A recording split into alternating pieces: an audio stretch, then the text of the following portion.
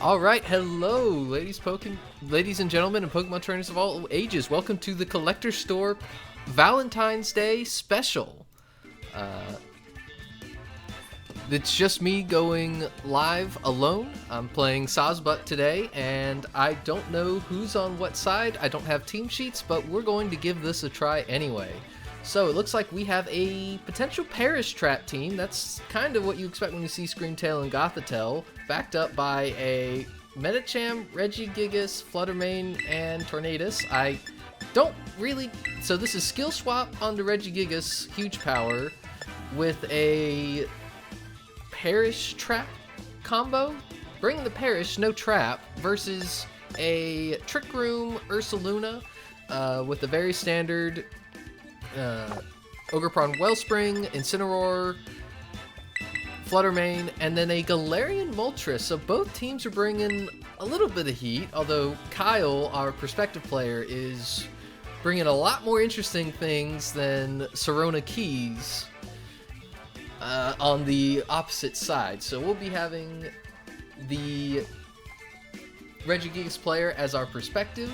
Again, you only see Regigigas when you want to neutralize its ability, whether that be with neutralizing gas or whether that is with the skill swap.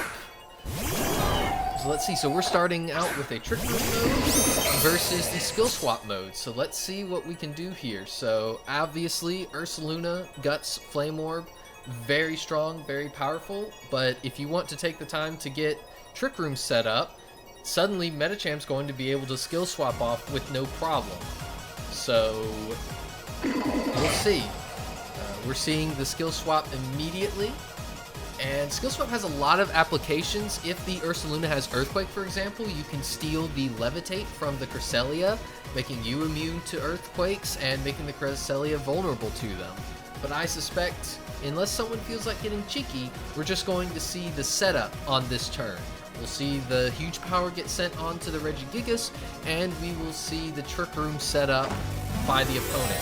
So we have an immediate Terastallization coming out onto the Ursaluna. It's going Terra Ghost. This is a very common Terra type. It's very big in this matchup, protecting it from the stab move of the Regigigas, which be Double Edge in this case. A lot of damage, especially with huge power. Medicham's now really slowed itself down, but the Double Edge goes into Cresselia. Not enough. Cresselia, that duck is bulky. So we have a Swords Dance and probably a Trick Room, and even though Regigigas is naturally crazy bulky, a Facade boosted, a Flame Orb boosted Facade with Swords Dance into Regigigas is going to be a problem. So let's see what this Medicham is up to. It's still got the Focus Sash, I believe. It does have slow start though, so Medicham doesn't have huge power backing it up, or pure power rather, and it is actually reduced. I really think you probably want to get a skill swap going if possible. Maybe get rid of the Guts on this bear, maybe get rid of the Levitate, but we see the Facade going into the Regigigas, absolutely just neutralizing it. And here's that skill swap. Suddenly, the burn isn't boosting your attack, it's halving it. So that just neutralizes the Sword Stance. Facade still does good, but that slow start's transferred over too. But the Lunar Blessing is going to alleviate the damage taken by Cresselia, is going to mean that the burn on the bear was removed and immediately put back by the Flame Orb. But yeah, this is absolutely massive. So just with two skill swaps, this opening gambit has completely turned around on its head. You have a crippled bear versus a huge power boosted Regigigas who has only taken recoil damage at this point. It looks like the Medicham is going to make way, get the Guts ability off the field, and make way for Fluttermane to come in, do some damage. Ghost type damage is super effective against both Cresselia and the Terra Ghost Ursaluna. So the Ursaluna, knowing that its ability will be reset when it comes back out, is going to swap. And here's the Moltres. So you know, making it so that ghost typing of Fluttermane that's coming in isn't going to do all that much, but it's still vulnerable to the fairy typing. So let's see. I suspect that this Regigigas is going to be trying to take out this Cresselia. Double Lunar Blessing is going to heal it up. A Double Edge might not take it out at this point, but it does with that pure power, that double attack. Regigigas is very strong. You don't get to see it too often. And the Regigigas with recoil is taking over half of its HP, and we are still in Trick Room. If the Ursaluna comes back out, it's going to be moving first. And there it is, Terra Ghost. It is going first as Regigigas can't really touch it. There's no more Trick Room. It's been about 3 turns of Trick Room, so you've only got to deal with a couple more. You have Protect from one of them. And we see, just like we saw in EUIC earlier today, if you happen to be watching, that this Fluttermane does have Thunder Wave for speed control instead of Icy Wave. But we're just looking at what is Regigigas going to do. Is it going to try to get some healing up with Drain Punch? Is it going to... Oh, here comes a Terastallization, this time from our perspective player side of the field. Regigigas is going for an attack, and it's going for its own Terra Ghost. It's not worried about a Facade at this point, so what ground type option does the bear have? It doesn't go for it, it just goes for the Facade. Absolutely baited. This Drain Punch isn't going to knock Moltres into Berserk, which is incredible, and it's going to do a decent bit of healing into the Regigigas. Here's a Fiery Wrath, so that is going to do super effective damage into the Regigigas now, but with the Shadow Ball, this isn't bulletproof, Ursaluna, it's Guts, and so that massively hinders it. Does a lot of damage. The special defense drop probably isn't going to matter. The bear can live maybe one more round of burn, assuming it doesn't get touched, but the double protect here just saying, hey, I can just wait out this Trick Room. I can go fast. Regigigas isn't slow. I think it's base 100 speed. It's absolutely going to be faster than the Ursaluna and probably the Moltres. And so after this Trick Room ends, Cresselia's fainted, no way to get it back up. Our perspective player like on the left, they're both player 1 labeled on the bottom. It looks like that he's going to solidly have a speed control advantage unless this Moltres has Tailwind. I don't know if it learns that move, but that would be a way to maintain perfect speed control. So here's the Earthquake once again. The Levitate wasn't taken from the Cresselia, wasn't swapped around, so this Earthquake is going to hit all of the Pokemon on our perspective players' field. Here comes another Fiery Wrath, just trying to do something. It's one of those situations where you expect the double protect, you know it's coming, but you can't really do anything about it, is what player 2 is saying in this instance. The bear does survive. It has one more round left in it, but the Twisted Dimensions have returned to normal. So what do we see him do at this moment?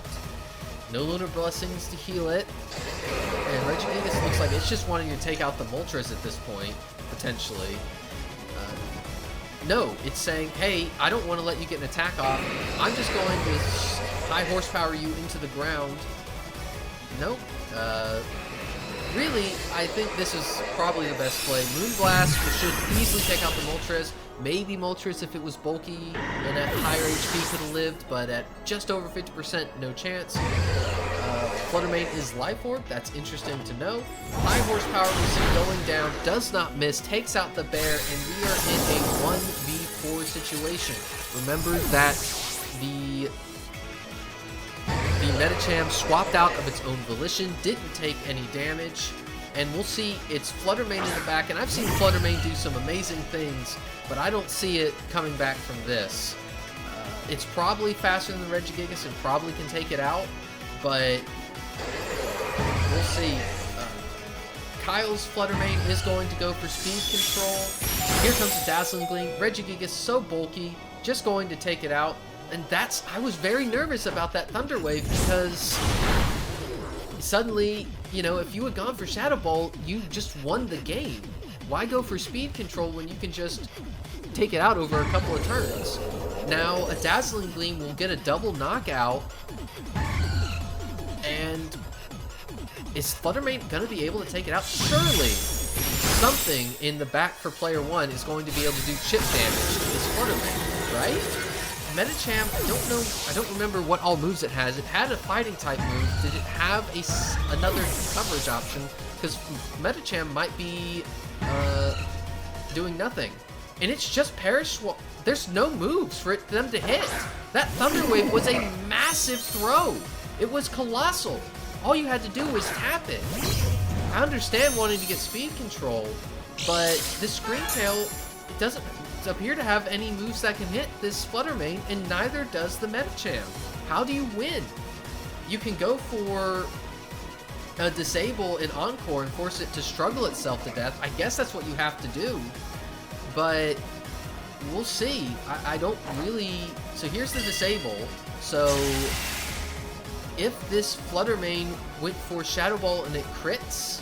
Okay, does not do that. It went for the Shadow Ball. This is booster energy speed on the Screamtail.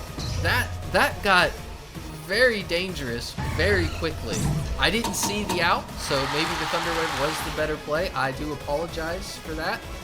But here, no moves left it can use. It will struggle and take itself out now. Struggle always doing a quarter of your maximum health as recoil. Takes itself out, but wow, that was super interesting as an endgame. Kyle proving that he knows this team far better than I do, and his unconventional team choice does seem to be paying off. How is Sirona Keys going to adapt? Not going for that Sword Stance on that first turn, going for that Facade into the turn that the Regigigas went for Terra Ghost. Both absolutely massive moves on Kyle's end that allowed him to just grab control of the tempo of this game and just never let it go. I'm really curious how this is going to rock and roll. Waiting for other players. We are waiting to see how both players are going to adjust. Are we going to see a harder Trick Room mode? Are we going to see Regigigas continue to come in? We could see Incineroar. The Intimidate could, with Fake Out, could help deal with the Medicham, stopping the skill swaps. Regigigas does have Clear Amulet, so it's not really worried about what Incineroar's doing. But we're seeing a start with hard Trick Room by the looks of what our prospective player is wanting to do on this game. He's considering it. Sirona has locked in, knows exactly what they need to be doing in order to change this game around. But our prospective player, despite that win in Game 1, is really starting to think long and hard about how they want to adjust, keep the opposing player on their toes. He is one win away from winning this set and moving on with a 1-0 record, and as such he is completely changing up, going Tailwind support for the Fluttermane and bringing Trick Room in the back, maybe? Or at least Perish Song in the back. I can understand not wanting to bring your pure Psychic type into Incineroar and into the Galarian Moltres. That Fiery Wrath does good damage if it ever gets a Berserk boost off, and it's decent damage even without. But we're looking at a different lead option this time. So once again we have the Bear and the Floating Duck, but this time into Special Offense. This is more of a speed mode, but does this Tornadus have Taunt? And does this Cresselia have a Mental Orb to counter? At this moment we don't know. So we're just waiting for the game to connect and communicate rather, and we'll take a look. So Shadow Ball into Cresselia makes a lot of sense. It can Terra into Fairy type. That's a very common terrestrialization type, but a Shadow Ball will do good damage, and we'll see. Sunny Day to get the Photosynthesis. That's why it's Life Orb and not a booster energy. But it doesn't look like that's what he's opting to go for. We have a Taunt immediately onto this Cresselia, which implies that this is not Mental Herb. Again, I don't have the team sheets, but our players do have the opponent's team sheets. Knows that this isn't a Mental Herb Cresselia.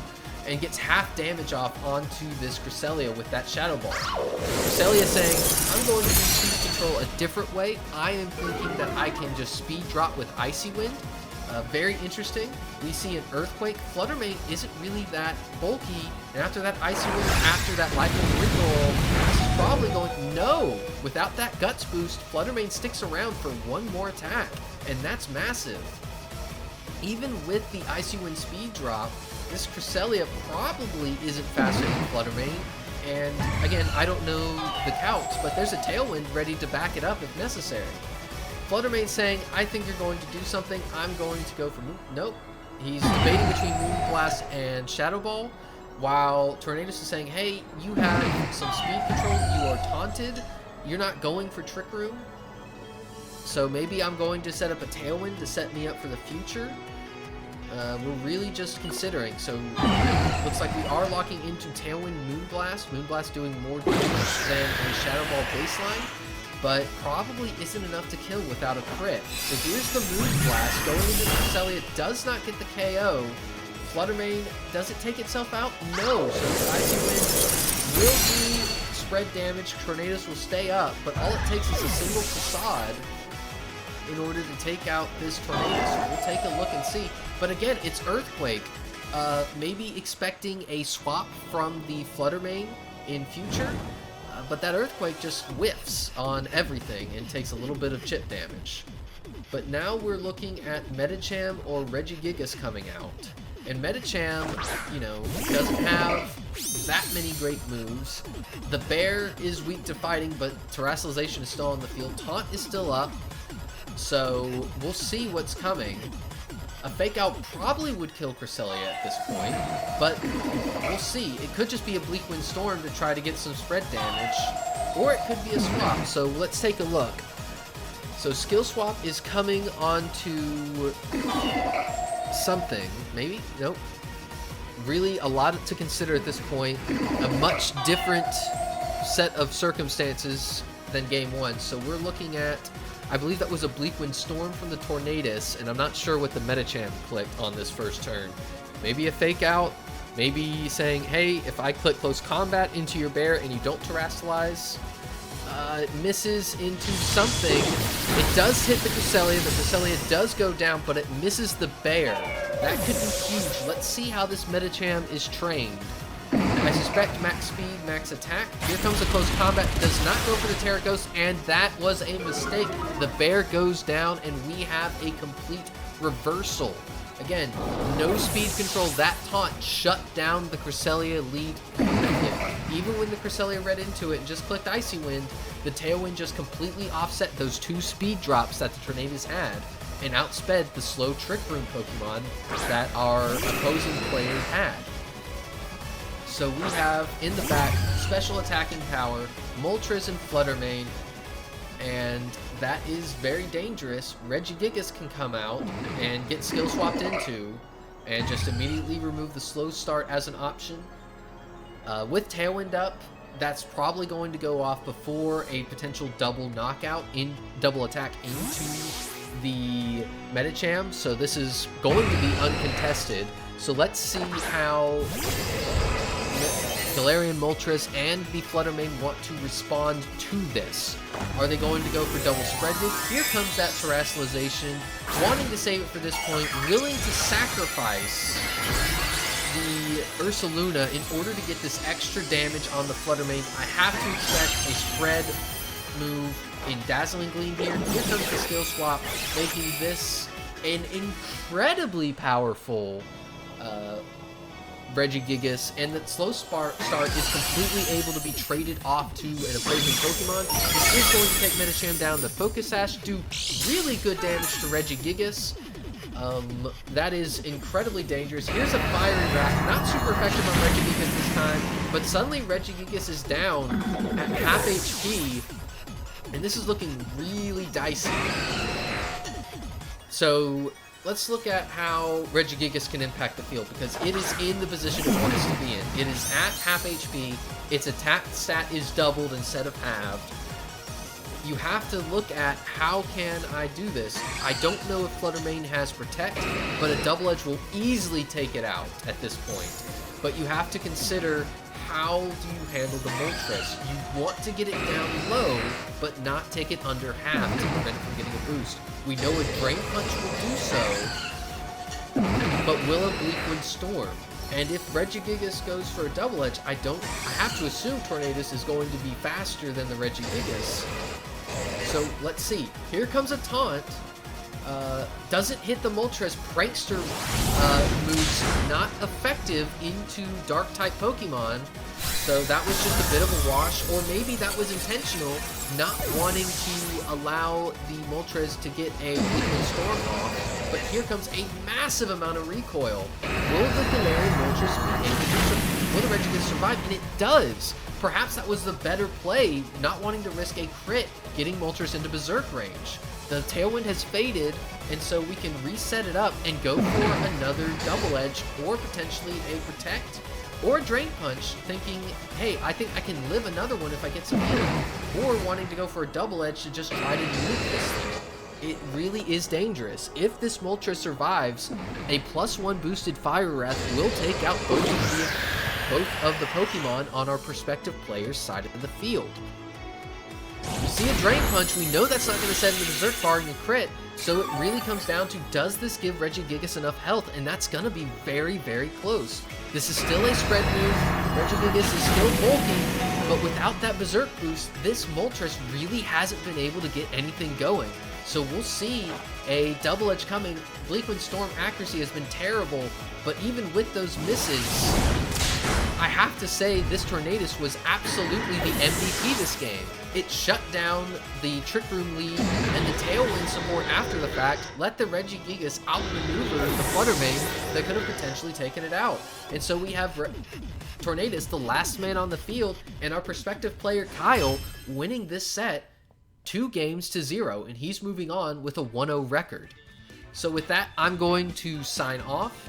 I don't know how long it will be until the next round, but I will keep this stream up and be ready to commentate going forward.